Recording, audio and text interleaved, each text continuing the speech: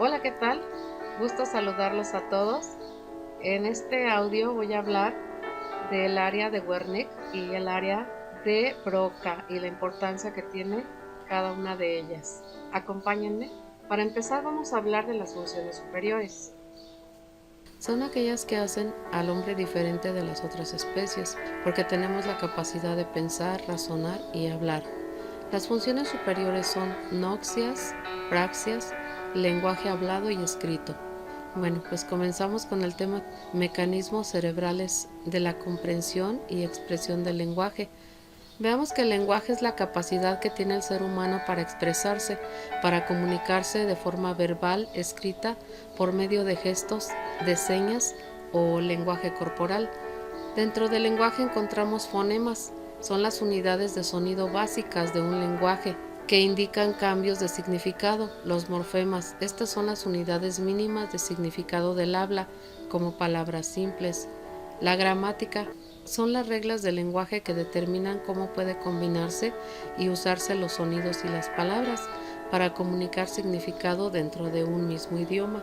Está la sintaxis, que son las reglas para organizar las palabras en las frases y oraciones gramaticales.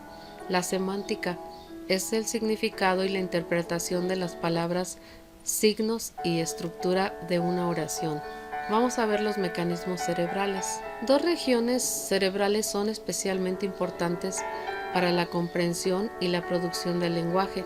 La primera es el área de Broca, localizada en el lóbulo frontal izquierdo, justo delante de la región de la corteza motora primaria, que controla los músculos del habla. El área de Broca se encuentra localizada en el número 44 y 45, según el mapa de Brodmann, y controla los músculos del habla. En esta región se hallan los recuerdos de las secuencias de movimientos ejecutores del habla.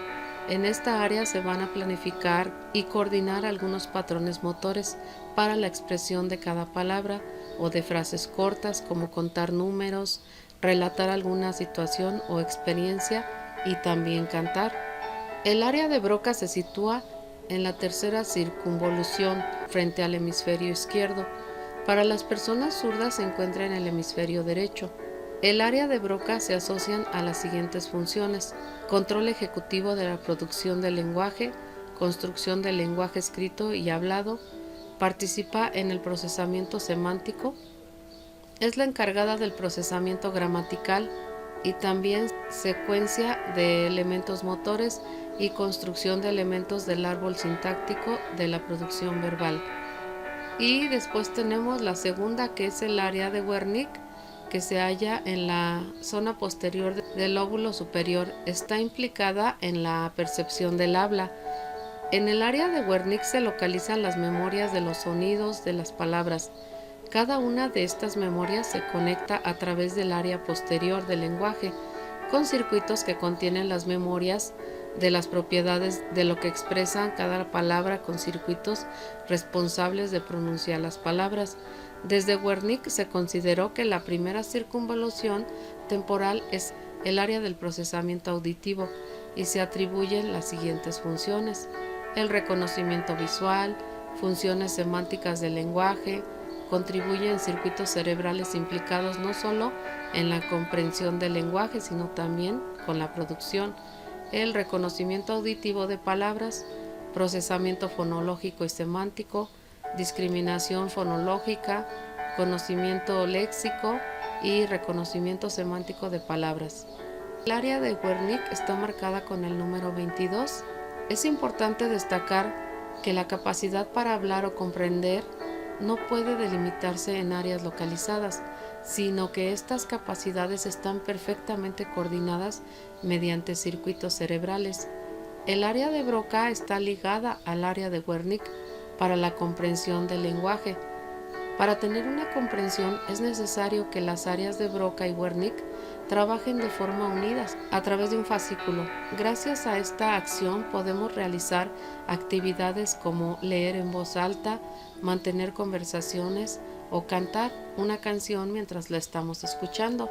Estas áreas se comunican entre sí a través del fascículo longitudinal medial que son fibras de asociación interconectados por tractos de fibras cortas y largas de sustancia blanca.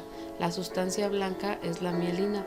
Las neuronas se comunican de una parte de la corteza de un hemisferio con las de otra parte del mismo hemisferio, y las fibras comisulares cruzan la línea media entre un hemisferio.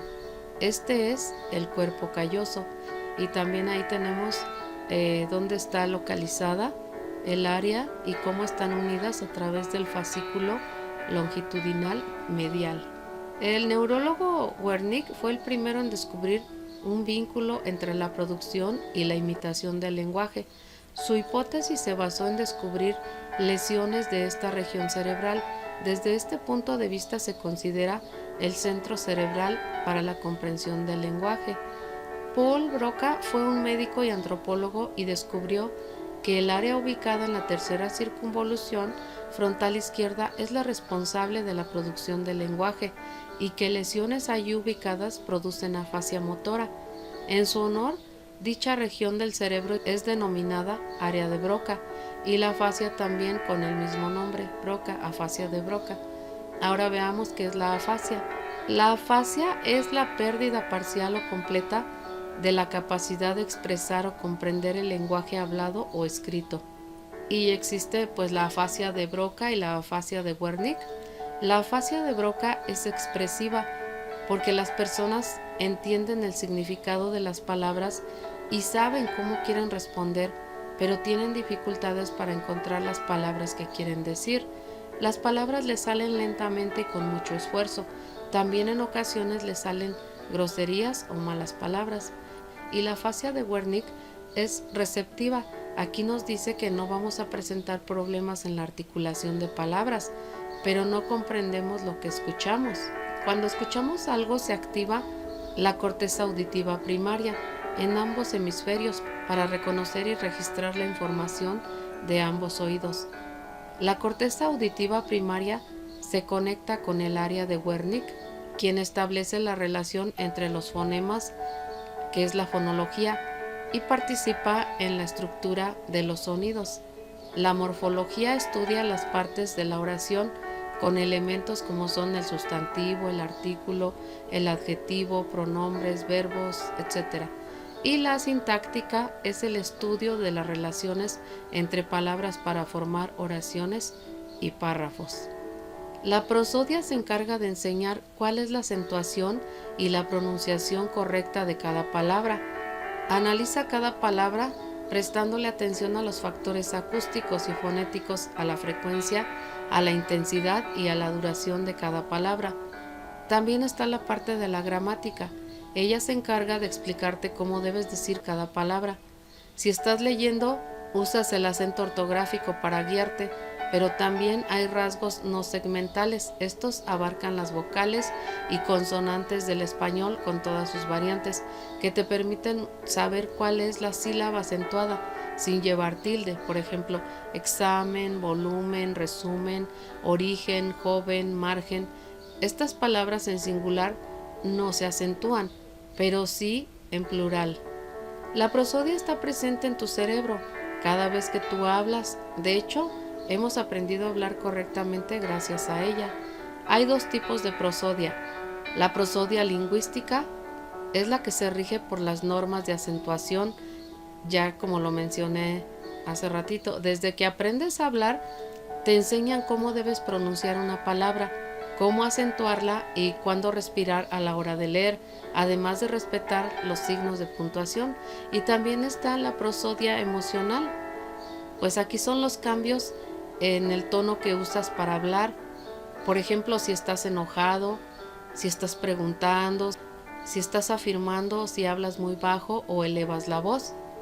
Es en general cómo te comunicas con otras personas y qué elementos usas para permitir una buena comprensión y comunicación.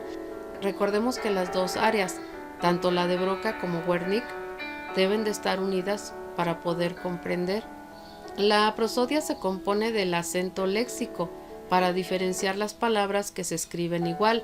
Ejemplo, como del verbo comer y como de pregunta. El acento enfático se usa cuando quieres subrayar una parte de tu mensaje. Por ejemplo, Nina es muy lista. Se refiere exclusivamente a Nina. Continuamos con la entonación. Esta permite evitar que tu frase no se entienda bien. Por ejemplo, Juan juega fútbol. Puedes decirlo en tono afirmativo, imperativo o interrogativo. También veremos las alteraciones de la prosodia. Hay alteraciones en estos tres conceptos que acabo de mencionarles. Los estudios médicos confirman que pacientes con lesiones en el hemisferio cerebral derecho presentan problemas para poder hablar correctamente. Otra alteración prosódica se presenta cuando un niño o una niña habla imitando la voz de otra persona y lo hace forzando su voz. La alteración consiste en que después los niños solo quieren hablar de esa forma.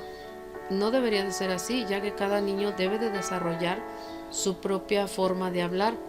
Por ejemplo, aquí es como cuando imitan a Homero Simpson, cuando imitan alguna frase o alguna palabra. Hay otra alteración que es la ecolalia. Algunos niños repiten una o varias frases que han escuchado después de mucho tiempo y por primera vez la repiten imitando también su entonación. Esto pues se da mucho también en el espectro autista. Dentro de la ecolalia hay dos también. Una es la ecolalia funcional. Es la repetición de una palabra o frase inmediatamente después de escucharlas. Esto puede deberse a que no han entendido su significado. Y la otra es la ecolalia no funcional. Las palabras se repiten, pero no porque no se entiendan como en la primera, sino que se han convertido en una especie de juego. Por ejemplo, como decía hace ratito, en un estribillo de una canción, una porra, o cuando gritan gol. También la parte de hablar solo, conocido como soliloquios. La mayoría de las personas lo hacemos y pensamos que es positivo, ya que aumenta el conocimiento de la prosodia y facilita que puedas corregirla si escuchas algo incorrecto. Algunos expertos indican que no debería de producirse después de los 6 años de edad. Si se presenta persistentemente, puede ser un problema como esquizofrenia, que escuchan varias voces, o paranoia o alucinaciones. Tenemos también la prosodia, que es un trastorno del lenguaje emocional. Este se presenta por lesiones del cerebro en el hemisferio derecho y aquí se mencionan dos tipos.